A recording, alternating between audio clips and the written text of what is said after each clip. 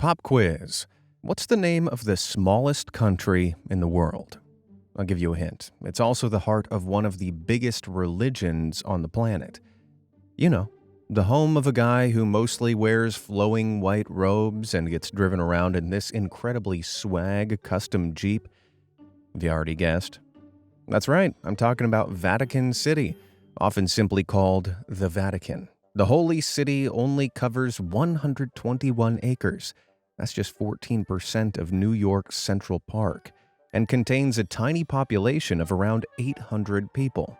But it's here religious legacies such as the beautiful St. Peter's Basilica can be found, making it a spiritual center for Roman Catholicism. But for all the prayers and blessings, the walls of this city also hold a hoard of sinister secrets. From forbidden archives to sacred scams, it's time to grab your flashlights as we explore some dark secrets of the Vatican that the Pope would rather stay hidden.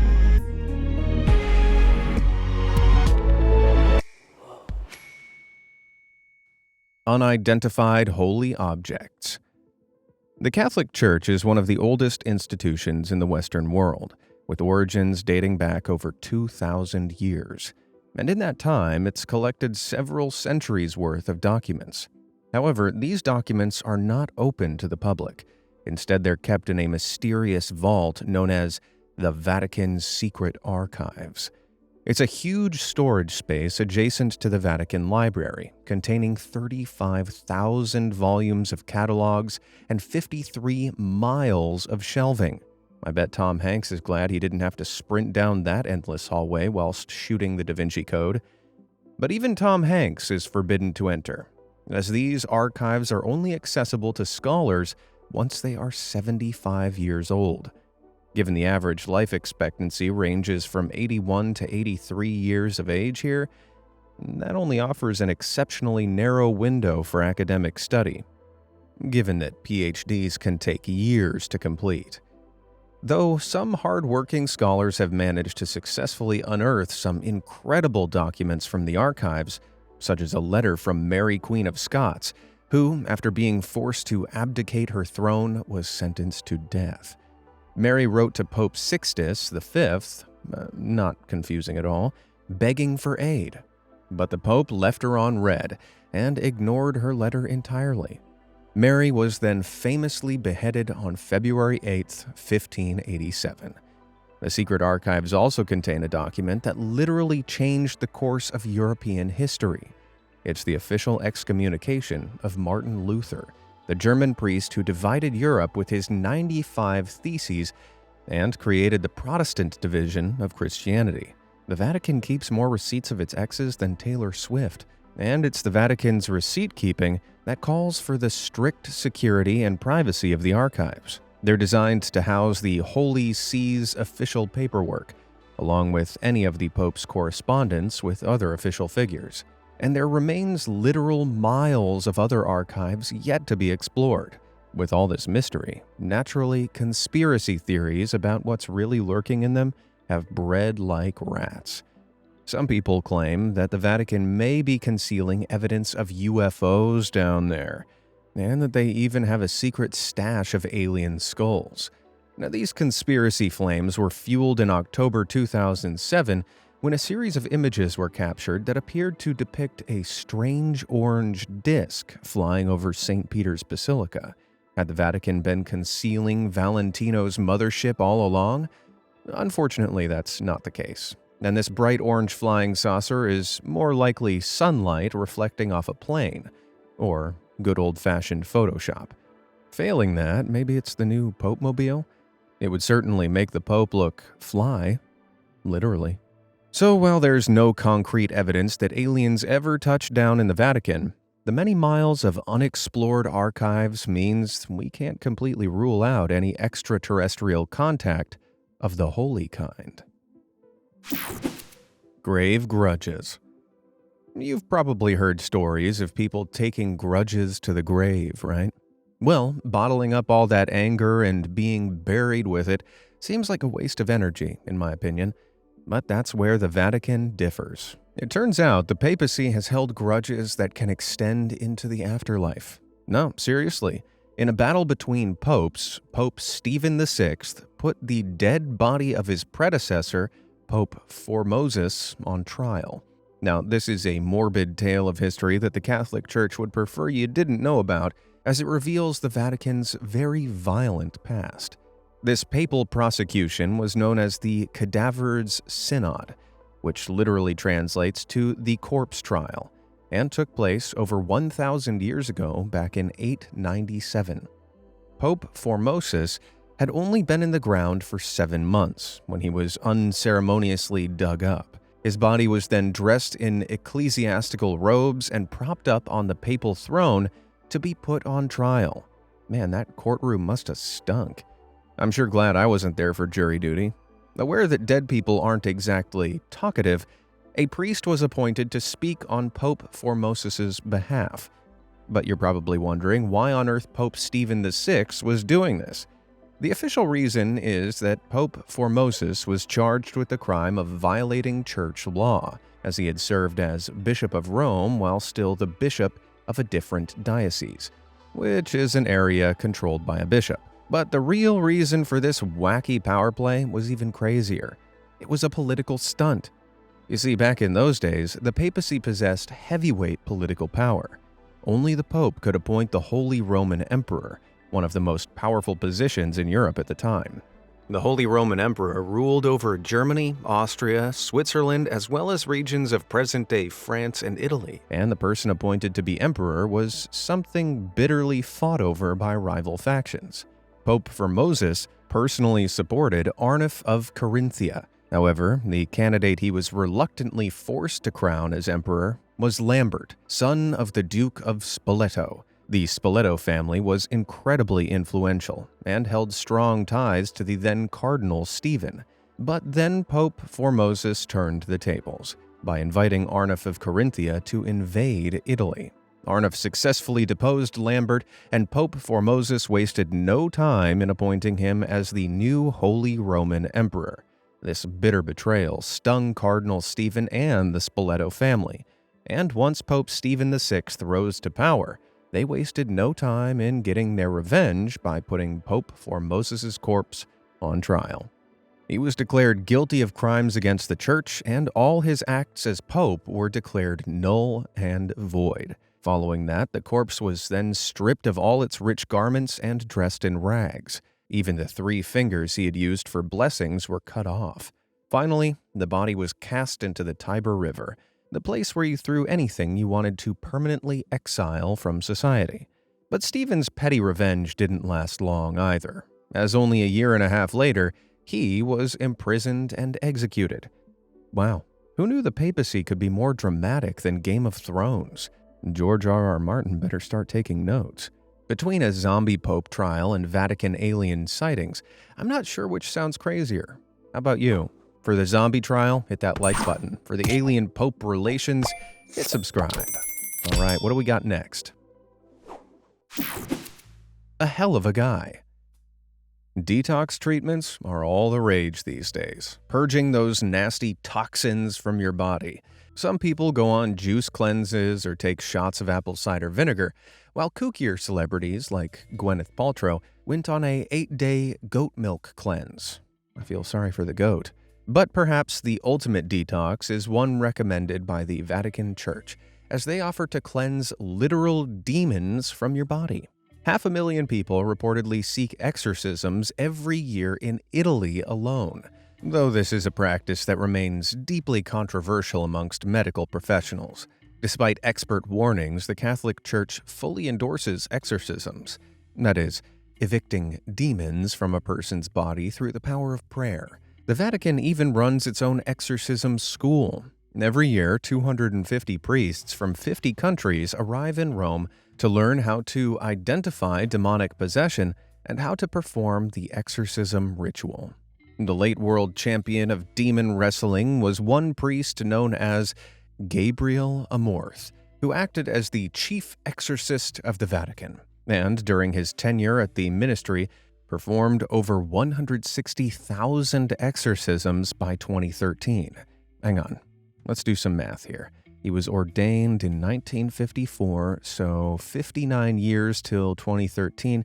That means he would have had to perform more than 7 exorcisms every single day of his 59-year career. That can't be right, can it? Well, to account for that insanely high number, Amorth believed that a person may be possessed by multiple demons at once, sometimes numbering in the thousands. Dude sure looks like he stared into the face of hell. However, there is a dark side to exorcisms, one the Vatican Church tries to hide. Some of the described symptoms of demonic possession are depression, anxiety, compulsive behavior, hearing voices, or seizures, all of which can also be the cause of undiagnosed mental illnesses, such as schizophrenia or a brain disorder like epilepsy. What's more, people are like sponges. We're receptive to the cultural influences we're raised in. So, someone suffering from schizophrenia, raised in a Catholic household, may suffer from hallucinations that revolve around religion. During a psychotic episode, they may think that they hear the voice of Satan, or believe they are the devil. And in such a case, those around them might make the mistake of calling for an exorcist rather than a doctor. Not only does this prevent the person from getting medical treatment, but it can also make their symptoms worse, because sometimes exorcisms involve the use of drugs or fasting, which can induce sickness and stress, scientifically proven to harm brain function. And over the past decade, several people have even perished after having exorcisms performed. In 2009, a woman in Fort Wayne, Indiana, attempted to exorcise 5 children by making them drink vinegar and olive oil before restraining them for an exorcism. But tragically, one did not survive the process, and the mother was rightfully sentenced to 61 years in prison. Aware of this issue, in 1999, the Catholic Church released its first major update to the rules surrounding exorcism since 1614. Here, they distinguished between demonic possession and physical or psychological illness, and many practicing priests today are aware of the importance of having someone psychologically assessed before performing an exorcism. In addition, some exorcist advocates argue that for deeply religious people, performing an exorcism can be a cathartic process, making them more receptive to receiving medical treatment afterwards. Personally, I'd say people should always seek help from medical professionals first, but if I ever find someone crawling on the ceiling, I'll be speed dialing the local priest. Angels or demons? One of my favorite things to do at Christmas is to put the angel on top of the Christmas tree. A glittery figurine clad in a flowing white dress with golden wings. This is the image most of us probably picture when we think of an angel. At least that's what the Vatican would like you to believe. As it happens, biblically accurate angels are a whole lot stranger and scarier. Take cherubs, for example. Those chubby baby angels with little wings. Super cute. Except this version of a cherub is nothing like how they're described in the Bible. Rather, it's based off the Roman and Greeks' idea of the god of love, Cupid. Are you intrigued to see a theologically accurate cherub? Well, then get ready for a beastly surprise. According to the prophet Ezekiel's vision, a cherub has 4 faces: a lion, ox, an eagle, and a human. They have 4 wings and hooved feet like polished brass. Wow, imagine putting that on a Hallmark holiday card. Ezekiel's other descriptions of angels include a wheel within a wheel. Each of their 4 rims were filled with eyes all around. Now, it makes a whole lot more sense why, when the first angel appeared to Joseph, it said, "Do not be afraid," before encouraging him to take Mary as his wife. Joseph must have been a super chill dude, as I'm not sure I'd want to take relationship advice from a creature straight out of a Lovecraftian nightmare. It's only in the later scriptures of Daniel and Genesis where the angels are described as something that appeared to be altogether more human. Unsurprisingly, the Catholic Church has chosen to advertise the human-like appearance of angels rather than these hellish lookalikes. If you're wondering where the prophet Ezekiel's crazy ideas came from, some modern scholars believe that early Christians may have been under the influence of psychoactive herbs and mushrooms, which, considering the psychedelic beings they were seeing, makes a whole lot more sense. However, any links between Christianity and psychoactive influences is another secret the Vatican prefers to keep under wraps, as they have maintained a strict anti-drug policy for centuries. The only green herb the Pope approves of is mistletoe at Christmas. 4D glasses. If you had the choice, would you rather time travel to the future or the past? I'd choose the past. After all, they say hindsight is 20/20, and it certainly is when you have the Vatican's time-traveling glasses. No, I did not stutter. These time-traveling glasses, also known as the chronovisor, is a device that may just be the Vatican's best-kept secret. It was said to have been invented in the 1950s by a team of Italian scientists, one of which was physics Nobel Prize winner Enrico Fermi. Another of the scientists, known as Pellegrino Ernetti, informed the public of the device's existence. The description of the device itself is rather vague, though Ernetti has stated it's constructed of 3 precious alloys, along with several cathodes, dials, and levers, with a screen and a recording device. The chronovisor was ingeniously engineered to act as a sort of time-traveling television, as it has the ability to tune into historical events and broadcast them in present day. Ernetti has described watching speeches by Napoleon and plays performed in ancient Rome. He claims it's even proven the existence of Jesus Christ by broadcasting his crucifixion. To back up his claims, he released photographs captured by the device, such as Jesus' agonized face on the cross. This is pretty unbelievable. So unbelievable, it's probably untrue. Let's dive into the reasons why many are skeptical of Ernetti's claims of a chronovisor device. Firstly, Nobel Prize-winning physicist Enrico Fermi was only linked to the project in 1992. Decades after his death in 1954, and even though Pellegrino Ernetti was also a scientist, he later became a Benedictine monk. Even more suspiciously, this time-traveling mechanism bears a striking resemblance to a device in T.L. Sherrod's science fiction book, E for Effort, a novel published in 1947, right before the chronovisor was reportedly invented in the 1950s. In his story, Sherrod describes in detail a time-viewing device that projects images of the past. Sound familiar? Well, the novel E for Effort has been reprinted many times, but the chronovisor machine has never been found. Instead, Ernetti has claimed that he dismantled the device to keep it out of the hands of evil. A pretty convenient excuse. But what of the photographic evidence of Jesus on the cross? Well, some journalists did some digging and discovered that this snapshot of Jesus is actually a reversed image from a postcard of a Jesus statue in the Santuario dell'Amore Misericordioso Church in Italy. Side by side, they look undeniably similar, don't they? Furthermore, if such definitive proof of Jesus' crucifixion actually existed, then releasing the entirety of this footage would be a definitive win for the Catholic Church. What with the rise of more and more people now identifying as atheist, agnostic, or otherwise non-religious, the Catholic Church may be falling out of favor. Undisputable proof of Jesus Christ would be a surefire way for the Vatican to amass even more devout followers. However, Ernetti failed to ever release this footage, undoubtedly because it never existed in the first place. Overall, it seems the chronovisor is a total hoax. But if it was real, what historical events of the past would you like to watch? Let me know down in the comments. Sweet cheeks. In the modern era, with Cardi B dropping hits like WAP and Gwyneth Paltrow selling a candle that smells like her lady garden, the top of, let's say, intimate relations is becoming less and less taboo.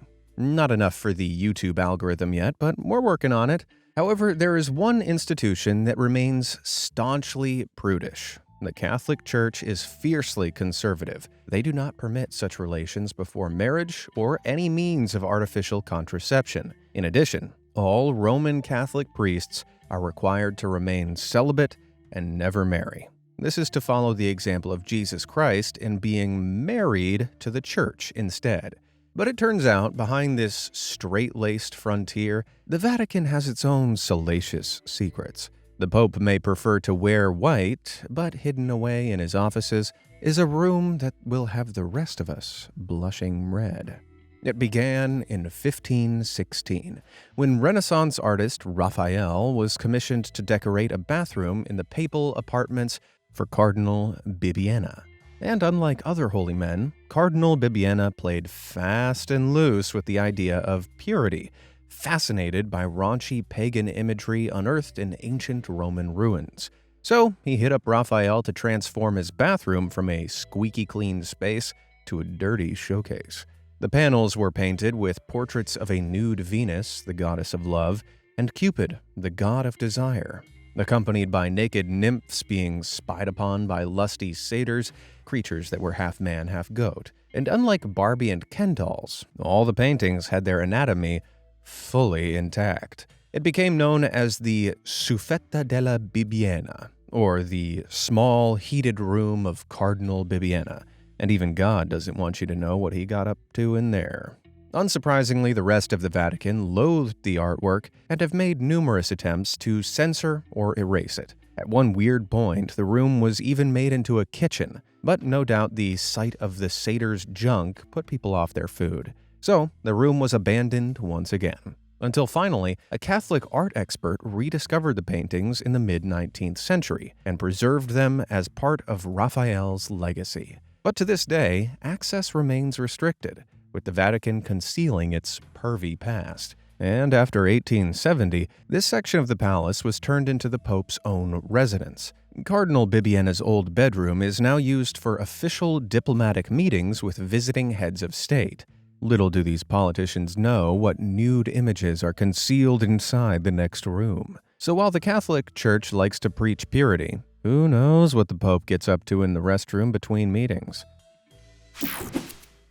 Gospel gangsters. For those of us who have attended Sunday Mass, you've seen the collection plate going around. Maybe you even chipped in $1 or $2. After all, it's going to a good cause, or at least that's what you'd think, until you see your local pastor speeding down the highway in a Ferrari. Incredibly, that's exactly what happened to the poor people of Philadelphia back in 1979. This money-scamming scheme was run by an order of monks operating a shrine of the Polish patron saint, the Lady of Czestochowa, also known as the Black Madonna, or Mary the Protector of Poland.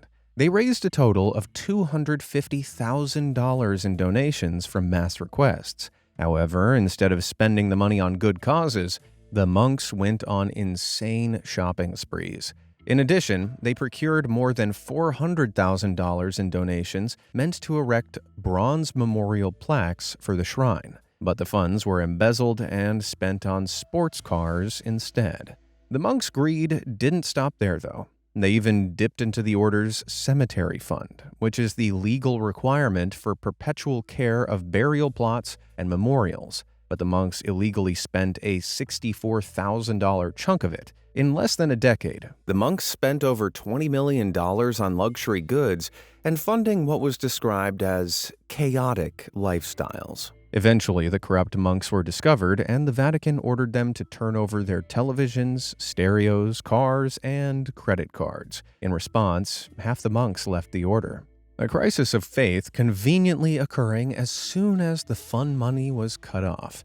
To hide the scandal, Pope John Paul II used the power of the Vatican to pay more than $5 million in hush money to prevent the monks from being sued or charged. But this money laundering scheme is only the tip of the iceberg, as the Vatican's very own bank has previously been caught red-handed in money laundering schemes. Back in 2018, prosecutors charged former Vatican Bank president Angelo Caloia and his attorney, Gabriele Liuzzo, for embezzling $62 million through a real estate scam run between 2001 and 2008. Both were jailed for 8 and 5 years, respectively. For an institution based on faith and morality, there sure is a whole lot of corruption. So how did the Vatican's finances fall so far from grace? Well, the Church's money-making schemes go back to the Middle Ages. You could say they were the original crypto traders, as they sold indulgences, aka free passes for sins in exchange for money. This money-making scheme became so commercialized that it ultimately ended in the Protestant revolt led by Martin Luther in 1517. Nevertheless, the Vatican continued funding itself through indulgences and donations from wealthy benefactors. However, priests don't make the best accountants, and the Vatican has found itself teetering on the edge of bankruptcy several times. And so, in 1929, Pope Pius XI appointed Bernardino Nogara as chief financial advisor to the Vatican. Later, during World War II, he created the Vatican Bank. During the war, the Allies imposed strict restrictions on bank accounts to cripple any secret supporters of fascist-led Germany. Meanwhile, the Vatican, led by Pope Pius XII, had declared an official policy of neutrality. So the bank, known as the Institute for Religious Works, escaped wartime restrictions and became the perfect vessel to shift money around. And here is where the corruption started.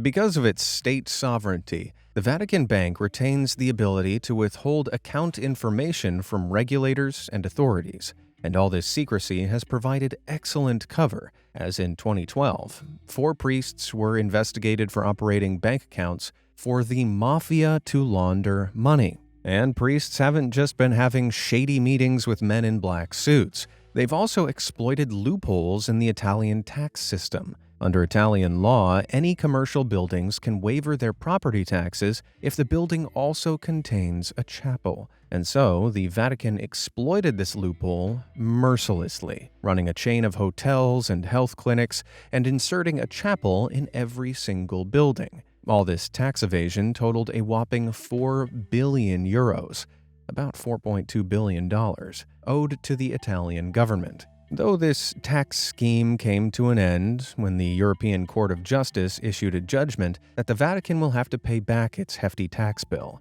But not to worry, as the Vatican can certainly afford it. The bank's assets were valued at around $5.6 billion at the end of 2018. And the bank reportedly made a profit from its various investments in business ventures of $19.8 million in 2018. However, one of the ways the Vatican makes its dollar is riddled with unbelievable hypocrisy. As you're probably aware, the rainbow flag representing LGBTQ+ culture is flying high and proud these days, with 34 countries having legalized gay marriage. But the Catholic Church still regards same-sex marriage as a sin. They state that marriage, as intended by God's plan, can only be between a man and a woman, and to defy the will of God is a sin, and so they do not condone same-sex relationships. Yet it turns out that this official policy is only a surface ruling, because the Vatican has actually profited off of LGBTQ+ media by investing $1 million in Elton John's glittery biopic, Rocket Man. It was the first major Hollywood blockbuster to contain a full love scene between 2 gay men. The Vatican then profited heavily off the movie's $195 million box office success. This proves once again that the Vatican's greed came before its religious doctrine, though the Vatican's financial corruption may finally be cleared up by Pope Francis, who has vowed to root out the problem. However, even he admits he has his doubts whether the centuries-long issues of corruption can be overhauled. Pretty clear the Vatican Bank is full of more sinners than saints. What was the most shocking secret you learned about the Vatican? And what else do you think the Pope might be hiding? Let me know down in the comments below, and thanks for watching.